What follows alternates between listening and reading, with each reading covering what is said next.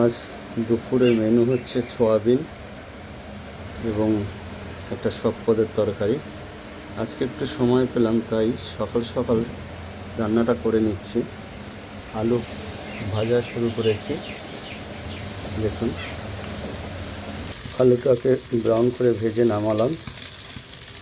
এবার সয়াবিনটাকে ফ্রাই করছি।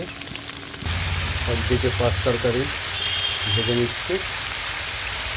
সয়াবিনটাকে এরকম ব্রাউন করে ভেজে নিলাম। এবার মশলাটা কষাচ্ছি। মশলা দিয়ে সব রকমের সয়াবিনটা দিয়ে দিলাম।